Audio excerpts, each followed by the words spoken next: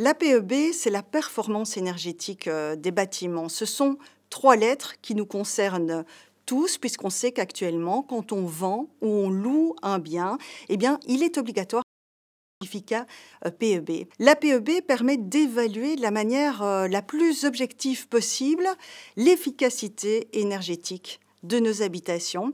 Et on sait évidemment à quel point c'est important, puisque les variations des prix de l'énergie impactent directement nos factures. Et puis, par ailleurs, eh bien, se chauffer produit des émissions de gaz à effet de serre. Renolution, la stratégie de rénovation du bâti bruxellois, a justement pour ambition de mettre un terme aux passoires énergétiques. Les logements E et F seront interdits d'ici 2033.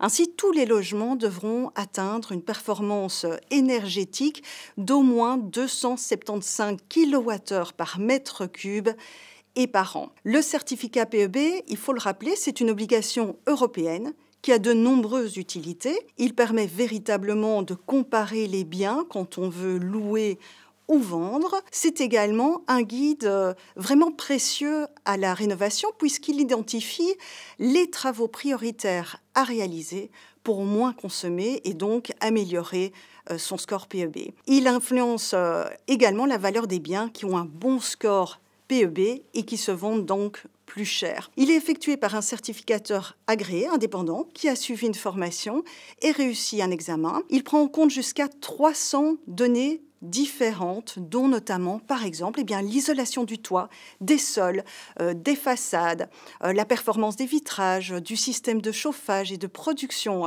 d'eau chaude. Et le score varie de A à G, A indiquant les meilleurs élèves et G les plus mauvais. Alors le score ne reflète pas directement la consommation réelle des occupants, puisque celle-ci varie en fonction des habitudes, bien sûr des habitants, ou encore de la météo. Et pour pouvoir comparer, la PEB se base donc sur des conditions standards d'utilisation. Alors il est essentiel de bien préparer la visite du certificateur et de réunir les documents adéquats, par exemple des factures, des photos de travaux, des documents d'octroi de primes, par exemple. Et ces documents sont évidemment importants, car si vous ne pouvez pas prouver que vous avez réalisé des travaux et que le certificateur, par ailleurs, n'est pas en mesure de vérifier de manière visuelle, eh bien, il indiquera une valeur par défaut et cette valeur sera moins favorable que si vous avez pu fournir une preuve. Donc, plus vous donnerez de justificatifs, plus vous favoriserez l'obtention d'un bon score PEB.